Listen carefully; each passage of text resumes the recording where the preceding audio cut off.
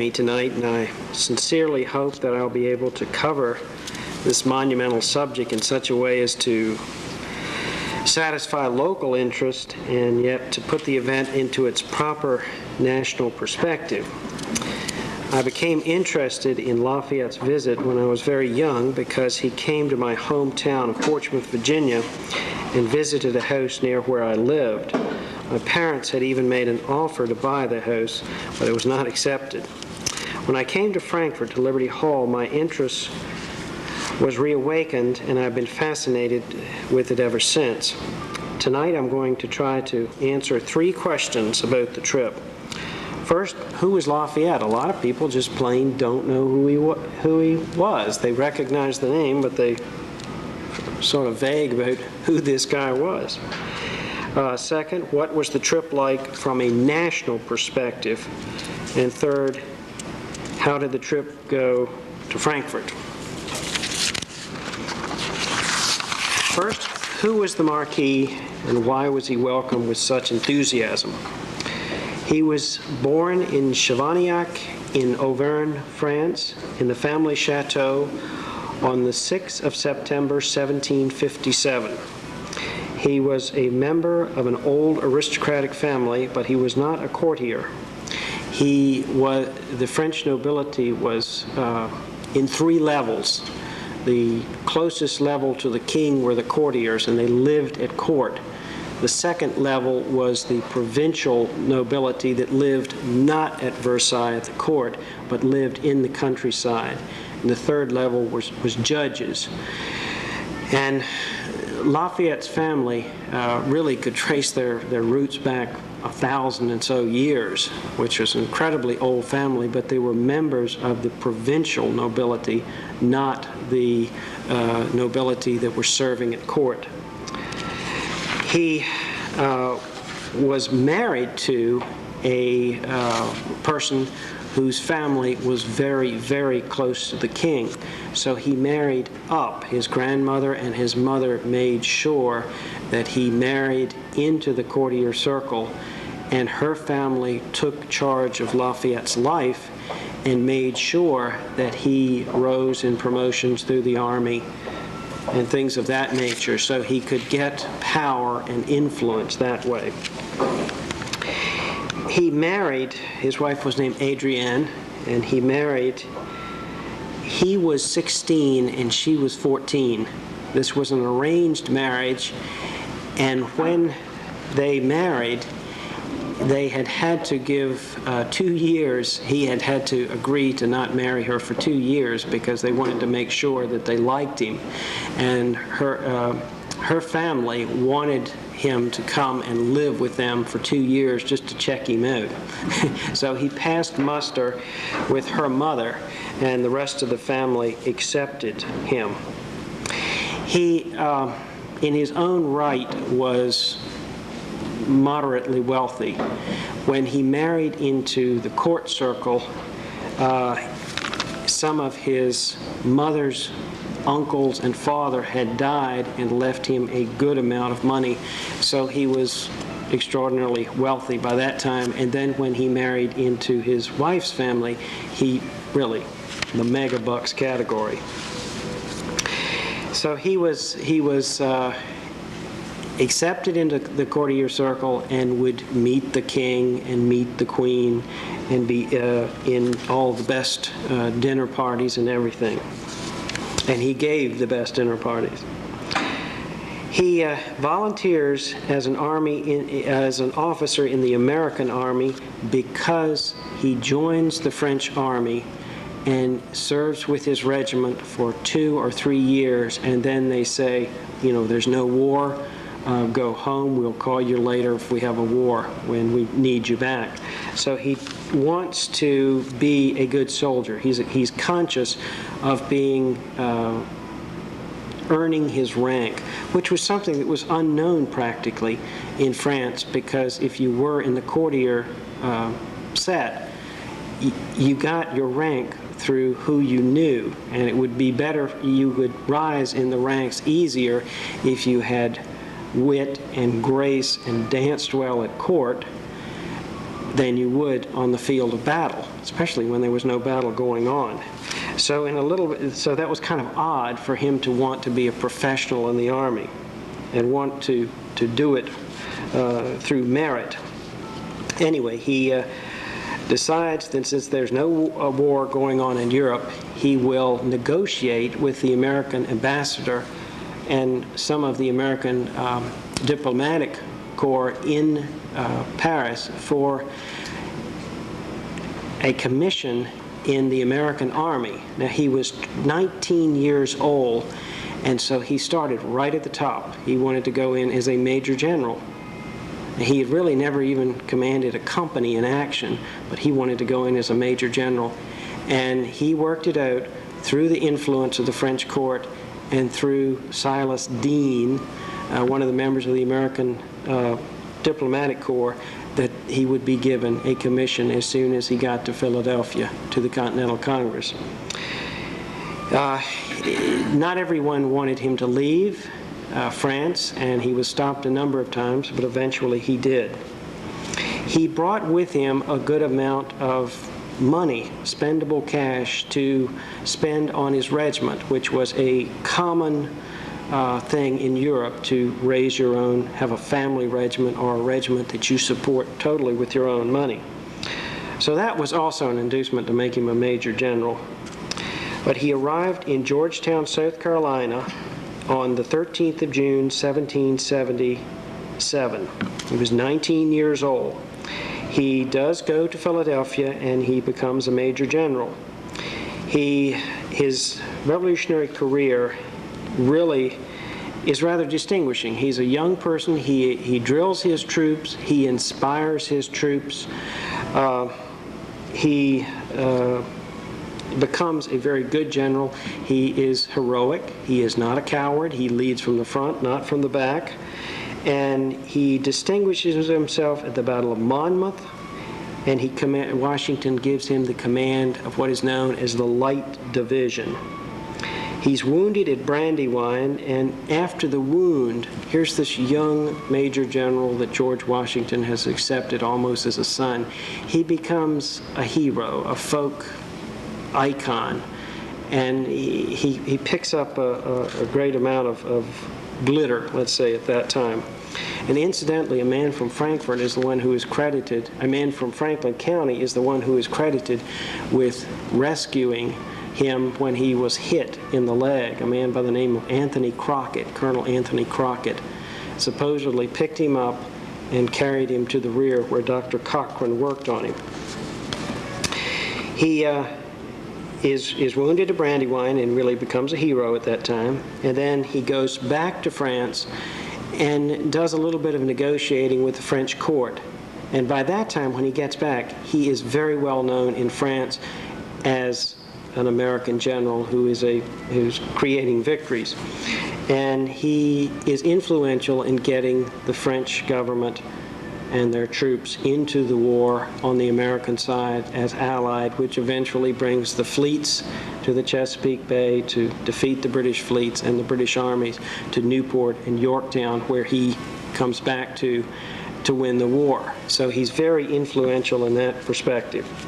So he uses his power to bring the French into the war and help us win the war, and he uses his own purse to supply his regiment.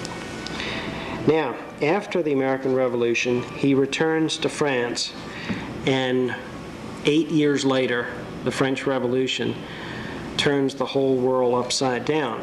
Well, he was even more turned upside down than other people because, number one, he was a member of the hated aristocracy that was very wealthy, but on the other hand, he was the hero of the American Revolution, the war for independence.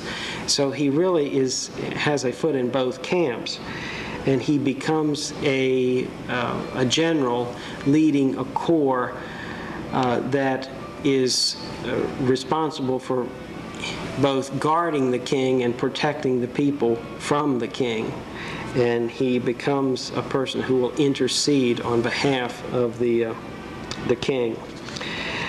In essence, for the next, not to go into the entire length and breadth of French history, but For the next 40-some years, he goes in and out of favor. He always supports the movements for independence and for democracy. And he has his up days and his down days. And in 1824, he is really having a down day. And he had just come out of prison not too long before that, the Austrian prison of Olmütz, where he was imprisoned for a number of years, and his wife actually came to stay at the prison with him. So he's in and out of favor, and about the time that he's asked to come to America, he is out of favor. Now, in 1824, President James Monroe invites Lafayette on the 9th of February of 1824 to come to the United States, and Congress funds the invitation shortly after that. And I'll read Monroe's letter to invite him. It's Washington City, February the 24th, 1824. My dear General, I wrote you a letter about 15 days since by Mr. Brown, in which I expressed the wish to send to any port in France you should point out a frigate to convey you hither, in case you should be able to visit the United States. Since then, Congress passed a resolution on this subject in which the sincere attachment of the whole nation to you is expressed, whose ardent desire is once again to see you amongst them. The period at which you may yield to this invitation is left entirely at your option, but believe me, whatever your decision, it will be sufficient that you should have the goodness to inform me of it, and immediate orders will be given for a government vessel to proceed to any port you will indicate and convey you thence to the adopted country of your early youth, which has always preserved the most grateful recollection of your important services. I send you herewith the resolution of Congress, and add hereto the assurance of my high consideration and my sentiments of affection. Now, how many times do you think the United States government will send a U.S. warship to pick up someone as the nation's guest? It doesn't happen now, and that's the first unique thing, I think, about this whole trip. The invitation was motivated by a number of factors, and the first is the gratitude of the entire nation for his efforts during the American Revolution. It's pretty obvious. Second, recognition that all of his efforts and hopes had come to nothing in regard to the establishment of a democracy in France. He came to America as a young man of 20 years old. He fought for a number of years here.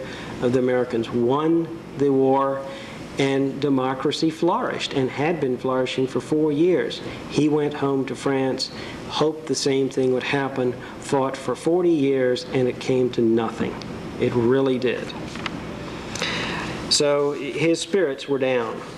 And 3, a desire of his American friends to bolster his spirits by showing him how his efforts had come to fruit successfully in America. And places like St. Louis and Frankfort and Louisville and places on the Ohio River really were showing that in a tremendous way. Not the older cities on the East Coast. They were thriving, but the West was where democracy, I think, was really clicking at that time. The next is the restoration of his financial health. He had spent freely in the cause of American freedom, and after that, whatever he had left was confiscated during the French Revolution. This immensely wealthy man was out of money. His life was in danger also from political enemies in France. The king would have liked for him to be dead. So this is the same man who I think came to Frankfort, Louis Philippe. So there were a number of reasons for his friends to want him to visit the United States. An article in a Washington newspaper called the National Journal of the 5th of August, 1824, which was reprinted in many newspapers throughout the nation, relates the general climate of the general situation and lets Americans know what is expected of them. It's a very interesting article. The article starts off, General Lafayette, It is not improbable that the arrangements of the completion of which General Lafayette speaks as being necessary before his departure from France for this country were arrangements of a pecuniary kind. It is well known that the general is not rich. Probably of the vast estates of which he was proprietor in his own right and that of his wife, at the commencement of our revolution, nothing remains except the estate called LaGrange, where he and his family reside. It is understood that he will be at no expense. He ought to be at no expense anywhere. It is hoped that he will not be permitted to expend 1 cent in the United States. The people have proclaimed him to be their guest. Let him be treated, therefore, as such. Whenever he leaves a city, a gentleman should be appointed to attend him and to guard him from every expense until he arrives at some other city where he will receive similar attention. Well, generally this was followed. The people were extraordinarily free with their own money. And for example, when he came here, Abraham Hite from Louisville traveled with him. And a lot of the people who actually traveled with him, the one other person that would be traveling with him, would be members of the Society of the Cincinnati, who were members of an honorary society of Washington's officers. And they had deep pockets. And they were able to take care of the small expenses that were incurred. It seems as though the situation that the man speaks of in the newspaper was universally recognized and the advice was taken literally. Lafayette became, quote, the nation's guest. And that's a term that's used throughout his entire year here. He is called the nation's guest. If somebody had said the nation's guest is coming, everyone would have known who they were talking about. Now, he turned down the offer to have a warship come and pick him up in France, and he booked a passage on a warship and came to the United States. But he left Le Havre on the 11th of July, 1824, and reached America on the 14th of August, 1824, in New York. His reception in New York is the model that sets the model for all of the places he goes throughout the United States. So he arrives on a Sunday, and the only criticism of Lafayette's visit by anybody is the fact that he travels on Sunday, which is in New England breaking the Sabbath, and that's frowned on. But he has such a tight schedule that he has to do this. It's impossible for him not to. He arrives on Sunday in New York, and the delegation goes out and asks him if he will not disembark until the next day, that it is the Sabbath and they're going to give the people the time to go to church. Well, they obviously spent their time in church, but they also went downtown and fixed everything up, because there were many things that were done to spruce up the town for his visit. The next morning, he was greeted by municipal authorities, the military commanders, and many old comrades in arms. They came out in a steamboat called the Chancellor Livingston and picked him up on his ship and took him to Staten Island and then to the Battery.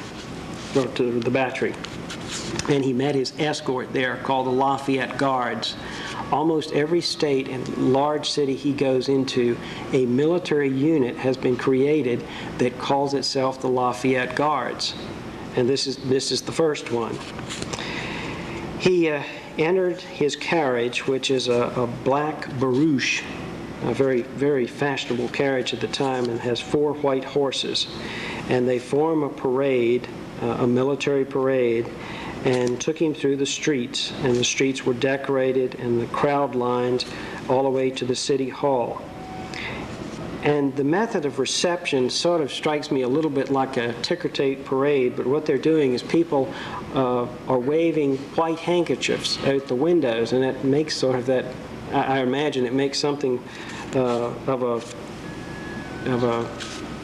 a noticeable effect. And a lot of people throw flowers. So he goes to the city hall, and the mayor welcomes him in a welcoming speech, and then the general gives his response. And this will happen all throughout the U.S. The militia next is paraded, and he reviews it. And then the general is received in the public salon at City Hall.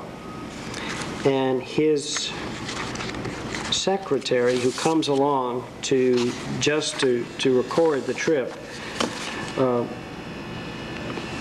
describes this. Mothers surrounded him, presenting their children and asking his blessing, which having obtained, they embraced their offspring with renewed tenderness.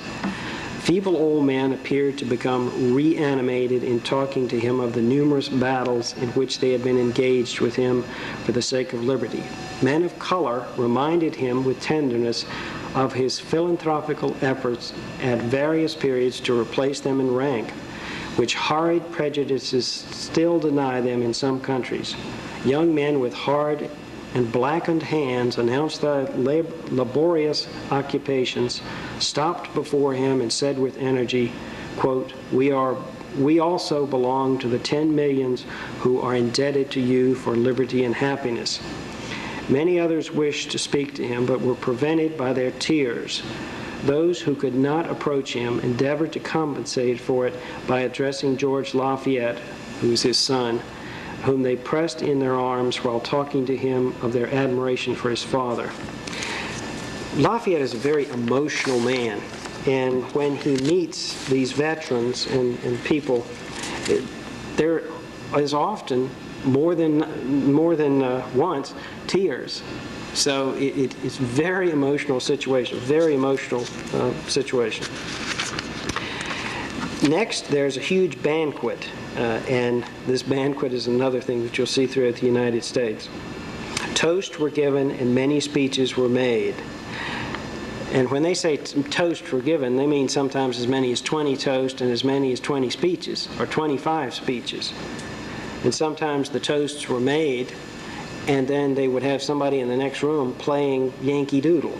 And they'd have another toast, and they'd fill up the glasses, and then they'd say, like, to General Washington, and then they'd play the President's March. And they would continue this sometimes 15 times in a row. After this, usually there were balls, or theatrical performances, tours, college receptions, and many other events were planned for he and his public. And in almost every stop, the Society of the Cincinnati welcomed him as a fellow member and escorted him. The Society of the Cincinnati seems to be a common thread in this whole experience. Generally speaking, the process served as the model for all of the stops on the tour. Many times on the road, they build triumphal arches.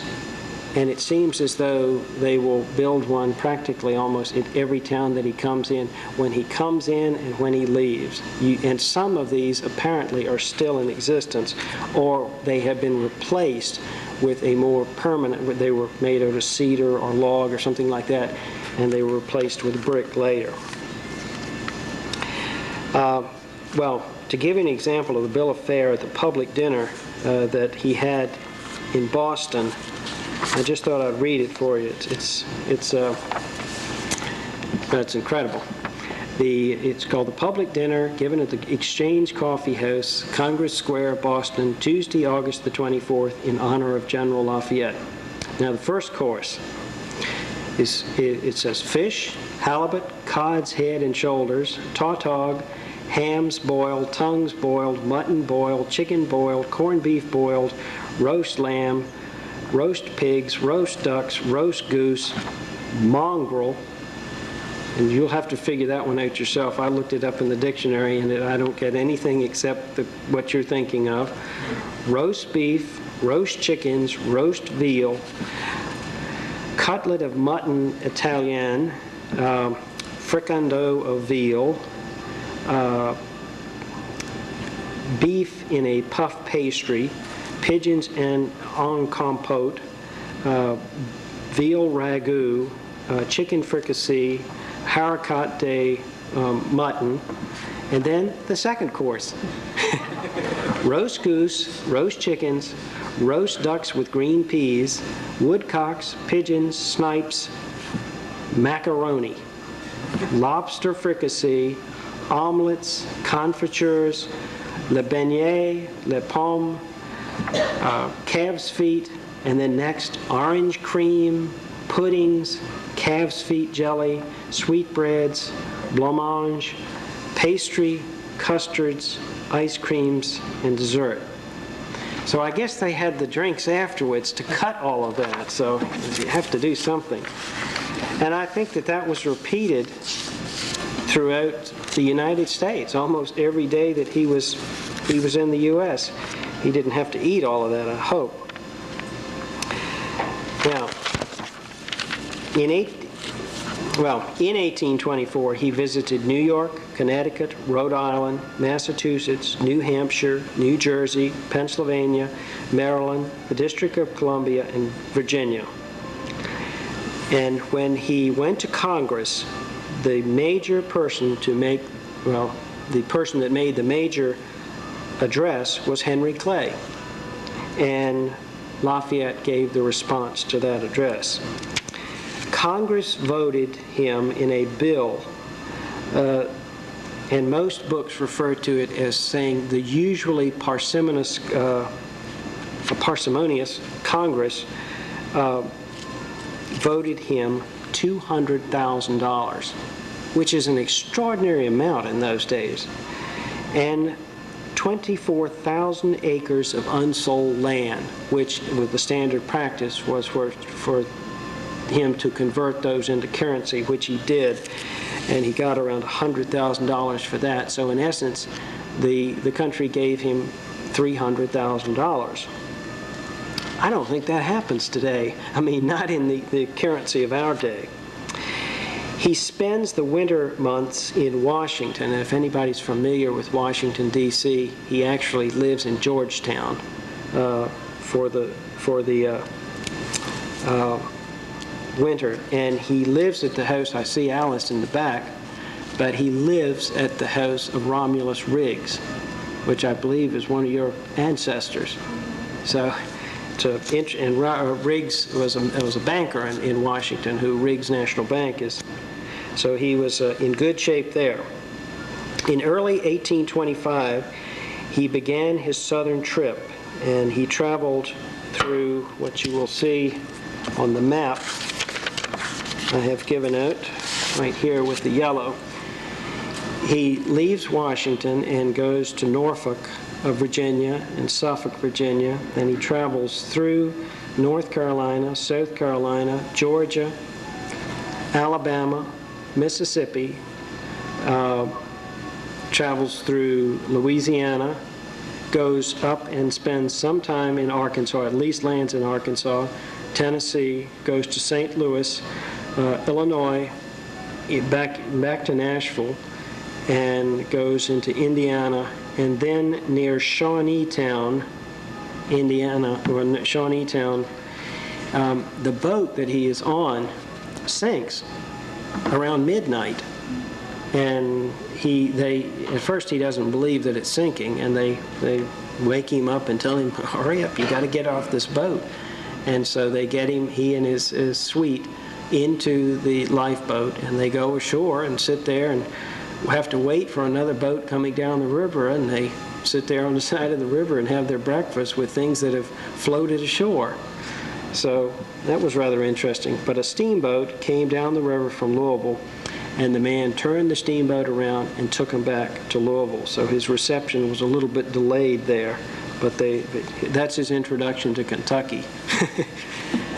After that, he goes from Louisville to Frankfort to Versailles, Lexington, goes due north through Georgetown to Cincinnati, comes back down the river to Maysville. He goes through Marietta, Ohio, Wheeling, West Virginia, and then through western Pennsylvania to Erie, and he has to be back in Boston he goes through New York and into Massachusetts, has to be back in Boston to dedicate a monument at Bunker Hill. And then from there, he returns to Washington, and from Washington, he leaves Washington on the 23rd. He leaves Washington on the 23rd of February, 1825, and he arrives back in the city on the 25th of August, and he leaves for home on the 8th of September on the USS Brandywine. Well, the Brandywine was built in Washington in order to take him back to Paris. In other words, they built a U.S. frigate in order to escort him wherever he wanted to go back to France. It was such a new ship that when they got off the Capes of Virginia, it was rocking so that there were many leaks that they had to patch. So it would have been a shame if he sunk right off the coast and didn't get back. So that, in essence, is his trip to the United States. Well, the important part here is on May 14th, 1825. Frankfort's population at that time, according to the census in 1820, is 1,679. And then in 1830, it's listed as 1,987. So it's not a large town. It's not even 2,000 people. Lafayette arrived on the 14th, and on the afternoon of the 14th at around 4 o'clock, and he was at a maximum here for about 18 hours. He was not even in town for 18 hours, and the number of things he did is incredible. He was met at the old Turnpike Gate on the Louisville Road, and if anybody can point that out to me, let me know. I'd just be curious. It's supposed to be 1 mile west of Frankfort, and it's supposed to be near the tavern of Captain Robeson, if anybody's ever heard of that. He arrives on the Louisville Road, and an arch has been put up by the old Turnpike Gate. Now, there are a lot of military that are involved in this, and I'm not going to go through and name every one of them because you've probably read this account before, but it suffices to say that troops came from Georgetown, from Versailles, the Frankfort group, from Captain Bibb's company, and a number of other troops came to Frankfort to be in the procession. And what he would do is he would leave one city and he would leave his escort, and there would be one escort, and that escort here was the Lafayette Guards that were under the command of Captain James Breckinridge from Louisville, and they escorted him from Louisville through Shelbyville, where he spent the night, to Frankfort, and then he let them go at Sunday morning.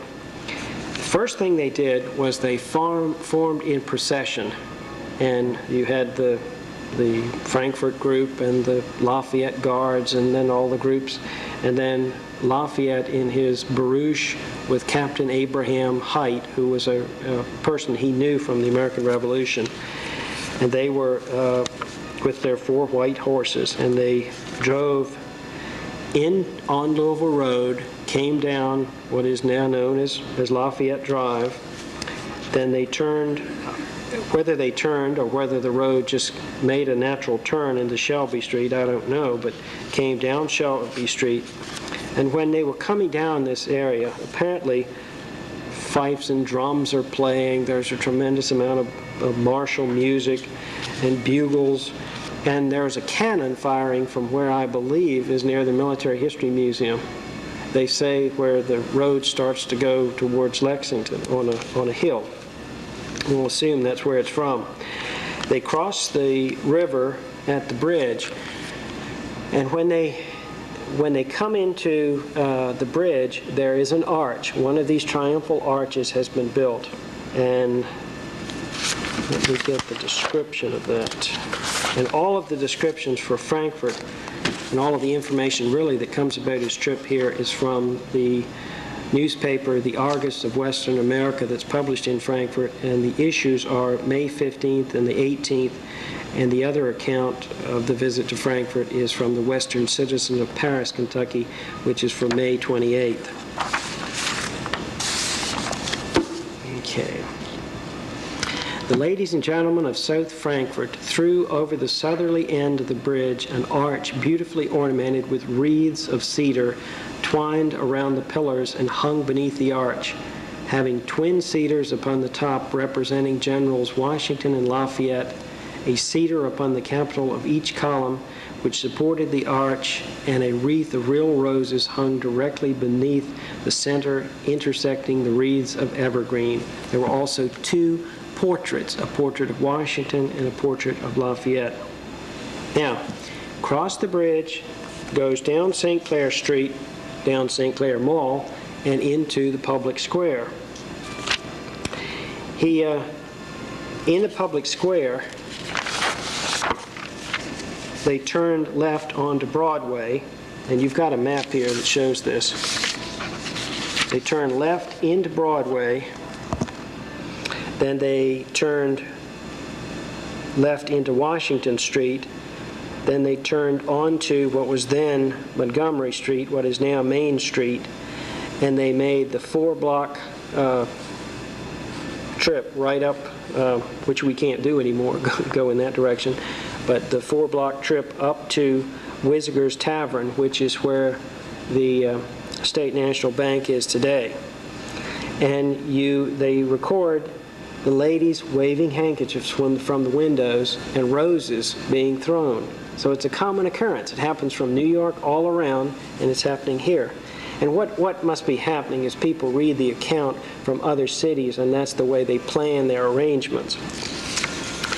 Now, Governor Deshay receives Lafayette on the porch of the tavern, and there's a long speech, and then Lafayette replies to the speech.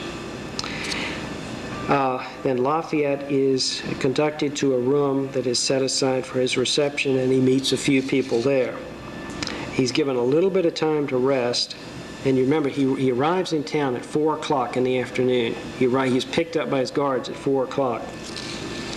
He leaves the tavern, gets in the barouche with the horses, and they come down Montgomery, Main Street, go on to St. Clair Mall, and down to the public square.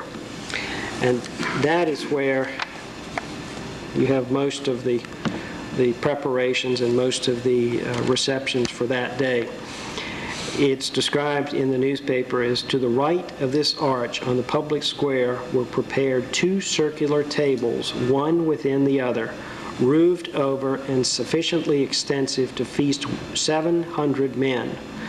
On the highest grounds towards the Capitol was prepared a seat for our guest. They call him our guest, over which was a rich canopy ornamented in the neatest manner. In the center of the circles was a flagstaff 50 feet high, surmounted by the flag of the United States. To the right of the arch, fronting the church, was erected a splendid pavilion for the accommodation of the general.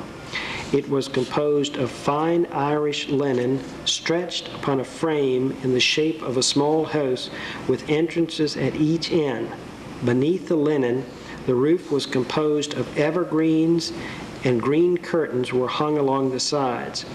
The pillars, the entrances, the eaves, the ridge, and all the angles of the building were decorated with wreaths of evergreen intertwined with roses, and above the entrances were hung festoons of roses. It was carpeted, which is amazing, provided with settees, other furniture, and refreshments. A neat piece of poetry composed for the occasion was hung up within a handsome frame.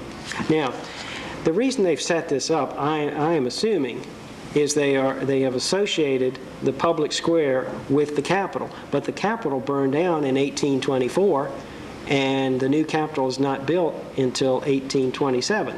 So you've just got this hill with, it never says you have a ruin in the background, but I'm assuming that where he is sitting is near the ruins of the old Capitol. Okay.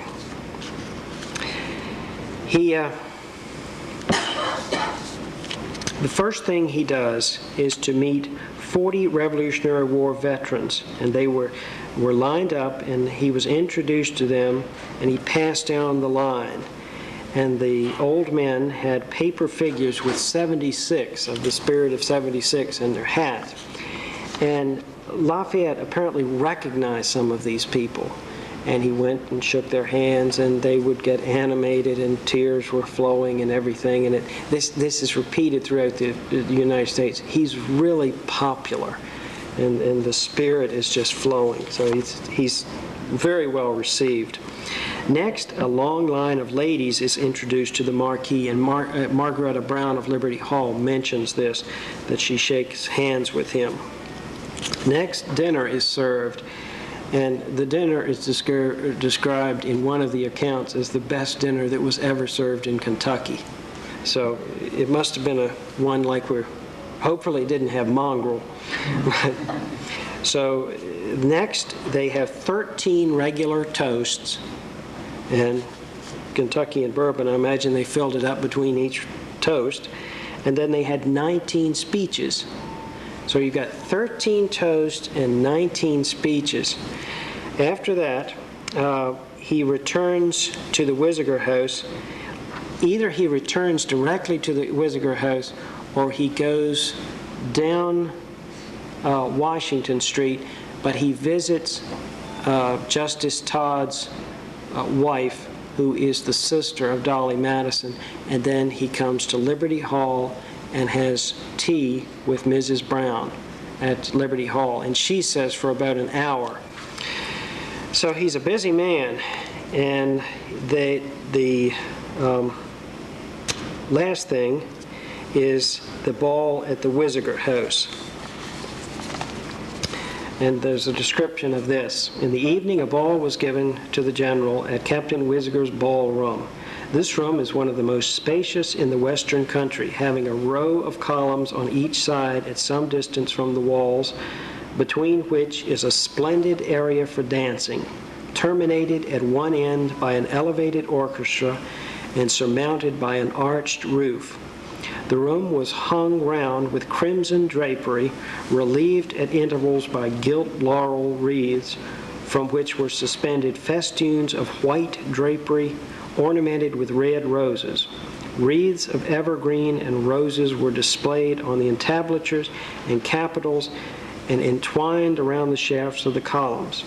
At the upper end of the room was a large military trophy, in the center of which was an oval transparency exhibiting a striking likeness of the general, surrounded by festoons of crimson drapery and enclosed in a triangular frame of stacked muskets, from behind which the projecting points of bayonets and swords formed brilliant rays of glory. The trophy was surmounted by the following motto on white satin, quote, "Welcome, champion of freedom." In the orchestra, opposite the trophy, the French and American colors were displayed above the tops of cedars ornamented with roses. Upon the floor, between the columns, was chalked the French and American flags entwined round a shield surmounted by a laurel wreath and surrounded by this motto, quote, "Lafayette, our country's guest." On the walls hung several portraits tastefully ornamented, among which were those of Washington, Jefferson, Madison, and General Scott. Two elegant chandeliers, numerous candles illuminated the fairy scene. So it was quite that right across the street here is where we're talking about. That was quite the Wisiger House was quite a hotel. He arrives at the ball at 9:30. And apparently he went directly from Liberty Hall to the ball. And then he stays at the ball. He doesn't dance with people because he had an injury which people assume is related to his war injury at the Battle of Brandywine, but apparently he'd pretty well gotten over that, and he fell on the ice in Paris and broke his femur. So he is lame from that, so he doesn't dance, but he goes around and he talks to a lot of the ladies and has a good time for 2 hours. And then at 11:30, and you have to remember, eating times are different at that time. At 11:30, he goes to supper. And they describe this as also the best meal that was ever served in Kentucky. Then after that, hopefully, the poor man goes to bed. And in the morning, he leaves Frankfort between 9 a.m. and 10 a.m. after viewing the Lafayette Guards from Louisville, and he goes to Versailles and goes through the same thing down in Versailles in a little bit smaller scale. He's described in the newspaper as appearing younger than was anticipated and in excellent health. He is near 6 feet high, quite fleshy, with an agreeable countenance evincing great goodness and affability. He is quite lame, with the effect of a wound received in the Battle of Brandywine. He is 67 years old at this time. And the best, if you want to get an idea of what he looked like, which is maybe flattering a little bit, but I guess it's close to what he looked like, there is a Jewett portrait to the right of the speaker's chair at the old House chamber, which shows Lafayette at the time in 1825. The portrait was painted in 24. Jewett went to Washington or Philadelphia, one of the two, copied another painting because Lafayette, they couldn't work out the sittings. Time was of the essence. And then when he came here, Jewett was in Lexington and he touched it up from life. So saying that he painted it from life is true, but he also copied another person's painting. So now, to conclude, I'd just like to make a few general remarks about the Marquis and his 1824-25 trip. I believe that the Marquis was an honest and a great man, and that was sincere in his convictions, and is a worthy American hero. And heroes are not things that we have too many of today. I don't think we can have heroes like that anymore.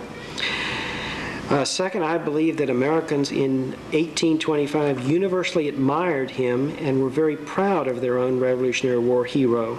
And third, I believe the trip helped boost the spirit of the American people because they opened their arms to him in welcome, and he fulfilled their heroic visions of himself. And I think he was a very great success as our nation's guest. Thank you. If there are any questions, I'll give them a shot. I know there's a connection between LaGrange, Kentucky and his birthplace. Do you know if LaGrange was named before or after he came? I was thinking about that today. I don't know. If it was, that was his last home.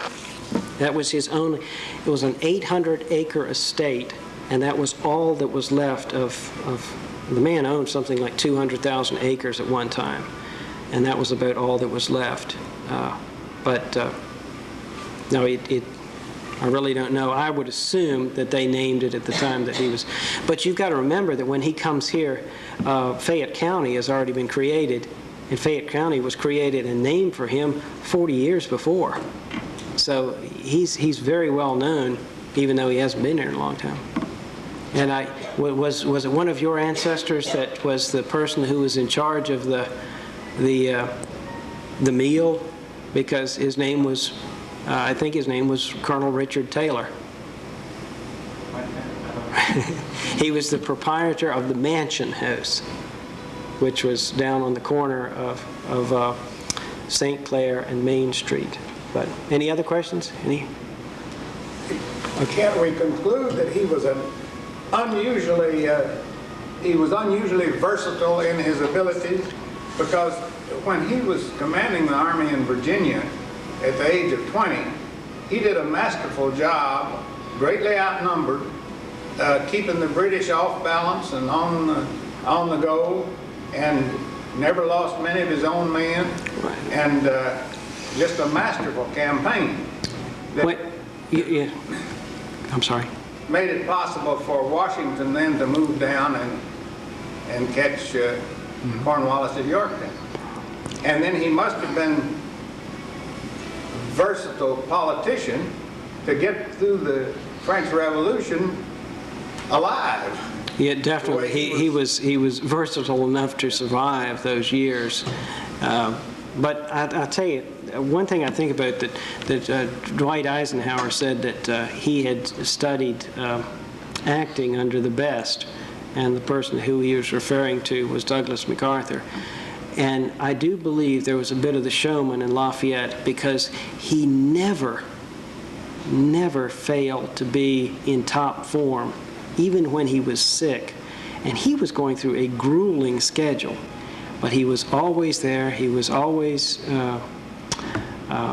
shaking hands, kissing babies, and he was always pleasing and always putting on a good show. And I think that takes a lot of versatility and a lot of stamina. And he was 67 years old and sometimes getting 2 hours of sleep at night. So I think he was a quite versatile person. I think it's interesting that he's turned up your possible personal connections with Lafayette. I have two personal connections, one I'm certain of, and the other one conjectural, that my third great-grandfather was a Minuteman in Virginia, and then dropped out of the service, and then was drafted in 1781. His 15-year-old son took his place in the draft, and he said that he cooked for his major and sometimes for General Washington. Well, that was at the time when Washington and Lafayette were together like father and son. And so I think it's fair to assume that he probably cooked some for General Lafayette. Right. And then my great-great-grandfather Samuel Ireland was a major general in the militia when Lafayette visited here. And of course, quite typical of him, the record shows that Major General Ireland and staff arrived after the line was formed, and so joined the parade not in formation. He's undoubtedly the essence of a day late and a dollar short, and that's 6 hours late there. I imagine he's been helping the business downtown Frankfort that 6 hours. I don't know. Or Robson's Tavern. Yeah. There's an account also of at 3 o'clock, apparently he crossed the bridge at South Benson, which I am interpreting as being at Bridgeport. And he does stop, get out of the carriage. I think the lady's name was Sheila Wilson's, in front of Sheila Wilson's house, and waves to the people and gets back in the carriage. An interest. Any other questions? Are there any memoirs from Lafayette himself of his impressions of his visit and rather what he thought of the country 50 years on after the Revolution? He does make comments, but his Levasseur, his secretary, is specifically on the trip to do that. So, and ironically, Levasseur doesn't speak English, which is tough for him, but he does manage to get people to translate Lafayette's words. And he also works with George Washington Lafayette, Lafayette's son, to get the responses correct and things like that. George Washington Lafayette's son, had actually lived with some of the Washingtons at Mount Vernon when Lafayette, the general, was imprisoned in Olmütz in Austria. So, wasn't there an agreement that the United States had ensured that Lafayette returned to France? When I read the invitation, it mentions Mr. Brown. Mr. Brown was John Brown of Liberty Hall's brother, James Brown, who was a serving ambassador in Paris. I've heard this before, and I know I've heard people say that he was held hostage until Lafayette returned. I don't believe that, because I don't believe that diplomats, even in that day, there was that was a position. You didn't hold a diplomat as a hostage. And there might have been an assurance that the United States government, a secret assurance or something, that the United States government would return him, and that could have accounted for the warship and all the other things. I must admit, I have thought about that. But the political situation changed immensely when he was here, because the king, who was Louis XVIII at that time, died while Lafayette was here. and John Adams took him the news. But so that would practically have been something for Lafayette to celebrate. So whether that change in the political winds in France could have influenced it, I don't know. But I do not think that there was a pact where the U.S. ambassador was held hostage until the return of Lafayette. But, Tom? I know that there is a small plaque at the top of Lafayette Street commemorating the visit, but are there any other monuments or Yeah, there are two. Or There are two. They were both, I think, put up by the DAR. One is at the top of Lafayette Drive. The other is to the right of the door at State National Bank, which was Whizziger's Tavern. They're the only two things, and Lafayette Drive, of course, is named for him. But I guess, are there any statues or any other monuments nationally or on the route, or anything other than these minor little plaques that commemorate the visit? throughout the United States, in the large cities, there are loads of things. A lot of them are where they've taken the triumphal arch, which happened to be made of wood or something like that, and they put it up in marble, or they put it up in brick. They're all over. They really are. And in my hometown, Portsmouth, Virginia, at the corner of Washington and High Street, which is in the main, Crawford Street and High Street, is a plaque that said Lafayette visited here 1824, da-da-da-da-da.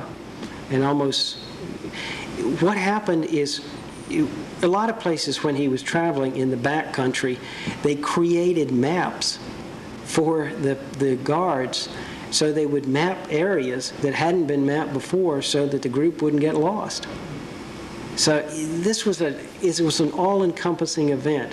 They had Staffordshire potteries were creating plates with Lafayette on them. Lafayette at the grave, weeping at the grave of Washington. Lafayette at Olmutz. Lafayette getting a laurel wreath. Buttons, metal buttons, all sorts of souvenirs. And one entire book that I read deals mainly with that aspects of it. There are handkerchiefs that for waving that are embossed with,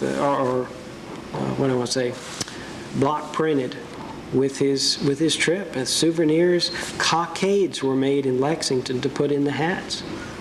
They're all over the place. So. Carter, we were talking about that undoubtedly that was the biggest thing in Frankfort in all of history except for the burial of Daniel Boone. But was it the biggest thing in the whole country to that time? You mean the trip itself? I'd say yes, definitely. Was the biggest thing that involved more people and more places. Yes, everybody knew it was happening, and everybody knew long before it happened, because Governor Deshay had sent someone to New York City specifically to be there when Lafayette arrived so he could offer the invitation to come to Frankfort. And the Governor Deshay also wanted to make the formal reception in Frankfort, not Louisville, not Lexington. He does go to Louisville, Shelbyville, Frankfort, Versailles, and he goes to Lexington, and they have these long Latin and Greek orations at Transylvania. And then he goes through Georgetown up to Cincinnati. But I'd say that, that was the biggest thing, probably the biggest thing that happened aside from a war, the War of 1812, that happened in American history at that time. And it was something of great pride. This was something you could celebrate. It wasn't something bad. It was something very good. There's an old Courier Journal article which doesn't have a date on it, except that it's Frankfort, Kentucky, September 4th, and it talks about, General Marquis de Lafayette would have been pleased with the reception given his fellow countrymen here Wednesday. The Lafayette tour through central Kentucky arrived in Frankfort Wednesday afternoon, reenacting the famed French general's tour through Kentucky in 1825. And they talk about the first stop for the French party was at a plaque marking the spot where Lafayette was met when he arrived in Frankfort on May 9th, 25. The plaque was flanked by the American flag and the tricolor. And it talks about the people who were involved in this, a lot of people involving the Society of the Cincinnati and the DAR. And then he goes to Liberty Hall, and they have a tea at Liberty Hall. And then they, Governor and Mrs. Chandler, Chandler makes a speech, and then they go to the Frankfort Country Club for a reception and a ball. So I don't know when this is, but I get the impression it's not that far back, maybe in the 1950s or 40s. Probably 1935-39, that's when Chandler's first term as governor. But I don't know, does anybody remember that? So, I remember it, so it was later than that. Was it second term, maybe? Okay, then that would have been in the 50s, wasn't it? Where was the land that he was given, up in the Northwest Territory, or? the land was, okay, it was, the bill said that it was unclaimed land, unsold land of his choice.